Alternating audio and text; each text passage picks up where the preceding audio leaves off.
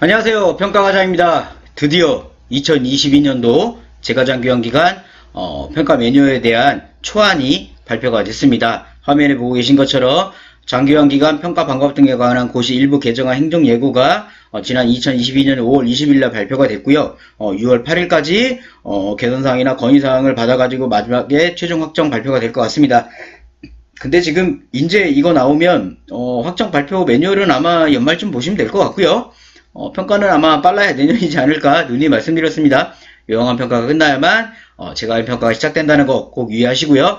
오늘 말씀드릴 내용은 이러한 변경된 부분에 대해서 우리 주간보, 주야간보호에 대해서 말씀을 드리도록 하겠습니다. 주간보 말씀을 드리려고 하는데 여기 보이시는 것처럼 뭐 일부 개정안의 내용을 보시고 나는 이런 내용을 좀 바꾸고 싶다 하시면 여기 보이신 것처럼 전자우편이나 그 다음에 팩스, 국민신문고 등의 이런 평가 항목은 바꿔달라 라고 요청을 하시면 되세요. 근데 크게 바뀌는 건 없더라고요. 자, 그럼 내용을 좀 보도록 하겠습니다. 장기환기간 평가 방법 등에 관한 것이 일부 개정안인데 이 내용을 쭉 훑어봤습니다. 제가 훑어봤는데 우리 시청하신 분들 크게 훑어볼 건 없고요. 내용은 뭐냐면 국가 재난 상황에 있을 경우에는 평가를 바꿀 수 있다. 이 내용이라고 봐주시면 되세요. 그 내용을 바꿨다. 이렇게 종합해서 요점 정리하도록 하겠습니다. 자, 화면에 보고 계시는 게 우리 이제 평가 지표입니다. 우리 신구 대조표죠. 신구 대비표인데 왼쪽에 보고 계시는 게 우리 직전 2019년 매뉴얼에 봐주시면 되고요. 오른쪽에 보고 계시는 게 2022년 변경될 평가 매뉴얼을 봐주시면 됩니다. 그러면 이 변경 매뉴얼에 대해서 하나씩 말씀을 드리도록 하겠습니다. 여기 보이시는 것처럼 파란색 글씨 보이시죠? 파란색 글씨는 변경됐다라는 겁니다. 우리가 기존 매뉴얼에서 바뀐 부분은 파란색으로 항상 표시를 합니다. 따라서 화면에 보고 계시는 파란색은 평가 매뉴얼이 뭔가 바뀐 거네 라고 받아들이시면 되는 거고요. 아직까지 세부 평가 매뉴얼은 발표가 안 됐습니다. 발표가 안 됐지만 저 혼자 스스로 예측하자면 제가 전부 한번 훑어는 봤어요. 큰 변화는 없어요. 큰 변화는 없는데 파란색이 많죠. 이 이유는 뭐냐면 우리 코로나 상황이었잖아요. 그래서 우리가 보통 보면 코로나 한시적 지침 적용해가지고 1차부터 뭐 7차, 8차까지 발표가 됐잖아요. 그러면 그런 얘기들이 변경이 돼야 됩니다. 무슨 얘기냐면 예를 들어서 뭐냐면 우리 어디 보자 예를 들어 프로그램이다 치면 우리 평상시엔 프로그램을 어떻게 해야 되죠? 외부 업체 프로그램들이 업체에서 강사가 들어와가지고 프로그램을 진행했다면 코로나 때는 그런 강사가 못 들어왔잖아요. 그죠? 못 들어왔기 때문에 자체 직원으로 진행을 했었잖아요. 그런 한시적 예외 사항에 대해서는 인정을 했었잖아요. 인정하는 부분이 변경된 거겠죠. 평가 매뉴얼 기존에서는. 따라서 그렇게 봐주시면 되는 거예요. 아셨죠? 자, 보겠습니다.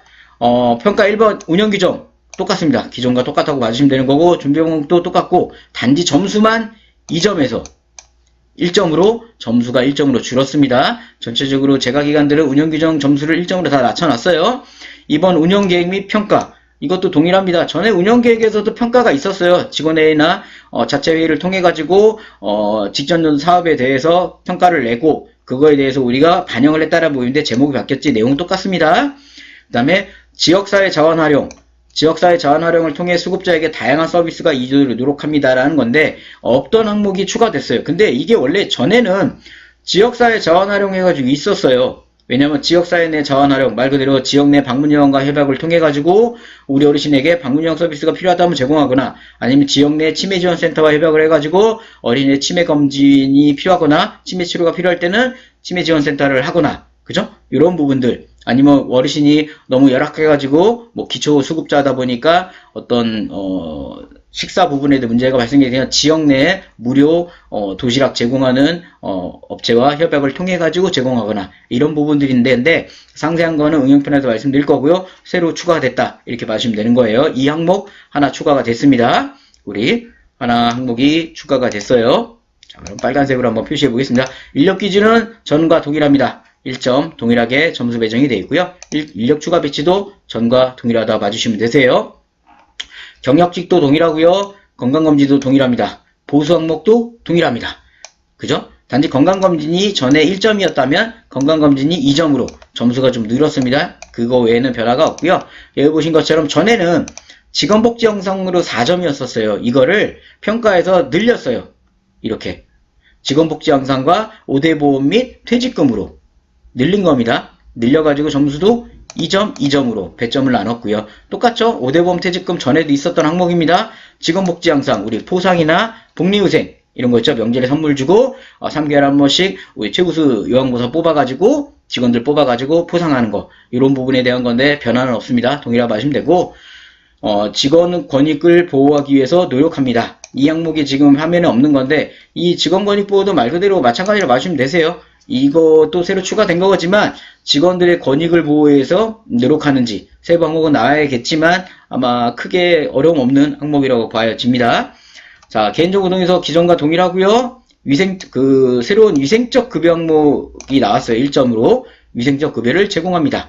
근데 기존 평가 항목 보시면 식당일 조리실은 1점이었습니다. 그죠? 이게 소위 말해 식품위생관리로 바뀌어가지고 점수는 똑같습니다. 제목이 바뀐 거고 위생적 급여 제공 청결 항목이죠. 분리가 돼서 별도 2점으로 둔 것 같아요. 왜냐면 코로나 감염병 예방으로 인해 가지고 위생적 급여 제공으로 분리가 된 거지만 그게 현장 평가로 넘어갈 것 같고요. 어려움 없는 항목 같으세요.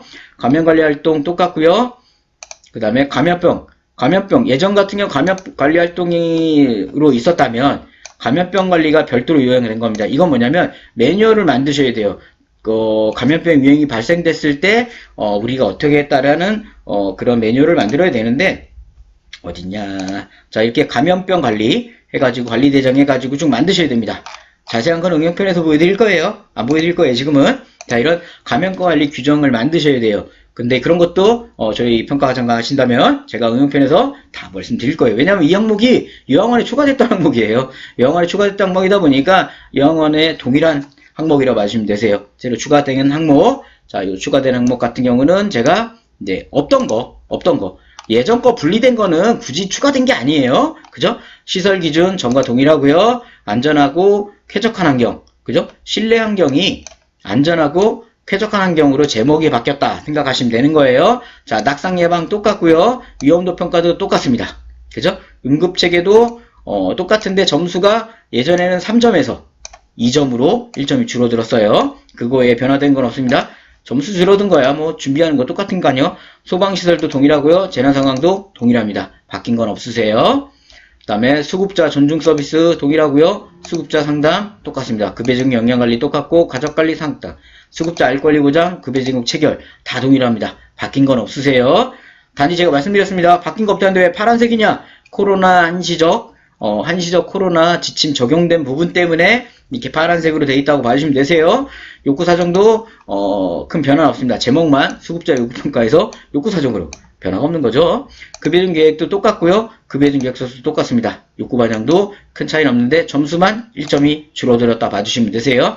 그 다음에 보시면 급식 영양관리와 급식 영양관리로 제목이 바뀌었어요. 급식 및 투약관리 항목이 예전에는 두 개 항목으로 분리가 됐어요. 이렇게 급식 항목, 그 다음에 투약. 그 대신 투약도 이제는 투약과 약품관리로 나뉘어가지고 이걸 다 보겠다는 거죠. 예전에 여기 보신 것처럼 급식 및 투약관리, 약품관리가 이렇게 있었잖아요. 이 항목이 급식은 급식대로 따로, 그 다음에 투약과 약품, 약에 관계된 거니까 묶은 겁니다. 그러면서 점수는 1점, 2점에서 1점, 1점으로 그죠? 이렇게 바뀌었다고 봐주시면 되세요. 준비는 똑같아요.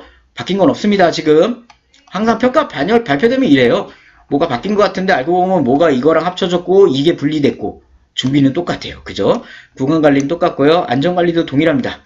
프로그램도 똑같은데 점수가 프로그램이 1점이 줄었어요. 기존 4점이었다면 3점으로 점수가 줄었습니다. 연계기간 똑같고요. 연계 기록지 제공도 똑같고 이동 서비스 수칙. 이동 서비스 똑같은데 우리 송영 서비스죠. 송영 서비스가 점수가 2점, 2점에서 1점, 1점으로 줄었습니다. 그죠? 그러나 준비는 똑같다는 거. 자, 사례관리 보겠습니다. 사례관리 회의는 똑같습니다. 얘도 변화가 없어요. 그 대신 여기 보시면 결과평가에서 44번에 급여증 결과평가라는 게 추가가 됐어요. 이건 뭐냐면 우리 주간보호에서 어르신들 통합적 사정을 진행하시잖아요. 욕구사정, 낙상, 욕창, 인지를 측정하셨잖아요. 측정을 하셨는데 측정하고 나서 우리가 측정하고 나서는 상관없었어요. 다시 1년에 한 번만 또 하면 되고 또 한 번 하면 됐잖아요. 근데 이게 바뀐 게 뭐냐면 이건 항상 요양원에는 있던 거예요. 요양원에는 1월 달에 예를 들어서 우리가 통합차 사용을 진행을 했어요. 그럼 급여계획을 구성하셨죠? 급여계획을. 그러면 원래는 그 급여계획이 1년을 갔어요. 1년 동안 그거를 적용해서 가잖아요. 근데 이거를 아니라 6개월에 한 번 다시 어르신의 상태를 파악하라는 겁니다. 6개월에 한 번. 즉 뭐냐면 1월 달에 했다면 예를 들어 1월 30일 날 했어요. 그러면 6월 30일 이전에 이 어르신에 대한 우리가 그동안의 급여를 서비스를 제공했던 부분에 대해서 어떤 결과를 내야 돼요. 결과를 내고 그 결과를 토대로 급여 계획을 변경해야 되는 겁니다. 이게 요양원에서는 항상 14년째 있었던 거고 우리 재가기관에서는 이제 드디어 추가가 됩니다. 이 항목이 새로 정말 추가된 항목이라고 봐주시면 되세요. 그럼 어떤 얘기냐면 응용편에서 말씀드리겠지만 지금 보이시는 것처럼 6개월에 한번 결과를 내는 거예요. 우리가 처음에 목표는 우리가 욕구사정을 통해서 어르신에게 뭐 그분 신체를 표기를 하자 요식음 상태를 개선하려 했다면 6개월 되는 시점에 본 거예요. 그랬더니만 결과는 상태가 동일하고 배변 상태도 큰 차이가 없다. 그래서 종합의견 어르신의 6개월이 지난 시점에 유지개선 방향으로 개선하고 어떻게 하겠다라는 게 나와야 돼요. 이렇게 결과를 내셨다면 이 결과를 토대로 계획을 변경하셔야 돼요. 계획을. 이런 부분은 상세하게 말씀을 드릴 거예요. 언제 응용편에서. 지금은 빨리빨리 이거는 오늘은 변화된 거를 말씀드리는 거잖아요. 그죠? 그러다 보니까 이렇게 변화된다 아시는 게 좋으세요. 자, 44번 새로 빨갛게 표시해놨죠, 제가. 자, 노인인권보 동일합니다. 등급 현황도 기존과 동일하고요. 만족도 조사도 기존과 동일합니다. 단지 여기 보시는 새로 추가된 게 있습니다. 질항상 노력. 이건 뭐냐면 요양원에서도 이게 추가가 됐어요. 뭐냐면 수급자에게 최상의 서비스 제공을 위해 노력합니다. 아마 요양원에서는 어르신에게 최상의 서비스 제공에 노력한 내용이 뭐가 있습니까? 를 물어보고 서류를 확인했어요. 근데 재가기관은 어떻게 할지 모르겠습니다. 이거를 그냥 구두로 그냥 보호자나 수급자에게 그냥 물어보는 거죠. 어르신에게 최상의 서비스 제공한 것 같습니까? 기관에서? 그렇게 해서 구두로 간다면 편할 거고요. 그게 아니라 구두도 하면서 기관에서 그런 서류를 보겠다고 하면 여기 화면에 보고 계신 것처럼 어딨냐? 이런 만족도 조사 같은 게 들어와야 돼요. 우리가 1년에 한 번 만족도 조사를 진행해서 어르신의 최상의 서비스를 제공하자. 어르신과 보호자의 의견을 수렴했고 그 의견을 토대로 해가지고 우리가 이렇게 바꿨습니다라고 평가관한테 보여주는 형태로 가야 돼요. 그러니까 이거는 세부 매뉴얼이 나와야 됩니다. 현장으로 갈 건지 면담으로 갈 건지 아니면 기록으로 확인할지 이거는 모르죠. 요양원에서는 면담도 하면서 기록을 봤어요. 그러나 제가 기계는 어떻게 할지 모르겠습니다. 기록으로 간다면 정말 최악의 항목이 될 거고요. 현장 면담으로 간다면 편한 항목이 될 거예요. 아셨죠? 자, 여기까지 세부적으로 항목으로 봤습니다. 자, 볼까요? 그러면 파란색 변화된 게 되게 많아요. 다 파래요 지금. 이거는 제가 말씀드렸습니다. 크게 변화된 게 아니라 코로나 한시적 적용 지침에 의해 가지고 코로나 때 이건 예외로 봐줄게요가 부분이 적용되다 보니까 변경된 거겠죠. 실질적으로 우리가 평가에서 올해 바뀐 거는 뭐냐면 자, 빨간색 지역사회 자원 활용 추가가 됐습니다. 그 다음에 감염병 관리, 감염병에 대한 규정 지침을 만들어야 돼요. 되게 힘들어요. 그러나 저는 만들었어요. 요양원 평가 때문에. 그럼 공개를 하겠죠? 뭐 평가 바이블을 구매하신 기관들 같은 경우는 나가겠지만은 응용편 설명에서 설명을 드릴 거고요. 그 다음에 새로 추가된 거 급여전 결과평가. 우리 6개월에 한 번씩 욕구사정과 급여계획 결과를 내고 급여계획을 다시 변경하는 결과평가가 새로 추가된 거고요. 질항상 노력 1점짜리인데 이게 새로 추가된 겁니다. 그래서 기존에는 보시면 여기 보신 것처럼 총 45개 문항에 102점이었어요. 그래서 한산 점수 100점으로 추가를 했어요. 그죠? 이렇게 진행을 했다면 지금은 뭐냐면 48개 항목입니다. 항목은 3개가 늘었어요. 늘었고 그러나 점수는 100점으로 그냥 100점이 나요. 뭔 102점에 뭐는 또 환산 점수 이것보다는 100점에 100점이 낫죠? 이렇게 진행이 된 겁니다. 보시면 기관 운영 부분은 큰 점수 변화가 없습니다. 기존과 차이가 없다 봐주시면 되고 환경 및 안전도 21에서 22 큰 변화가 없습니다. 그 다음에 수급자 권리보장도 12에서 12 변화가 없어요. 변화가 되는 건 뭐냐면 급여지급 과정과 급여지급 결과예요. 무슨 얘기냐면 급여지급 과정 어떤 과정인 거죠. 계획이죠. 계획 부분은 39점에서 32점으로 즉 계획 부분은 줄었어요. 근데 결과 있죠.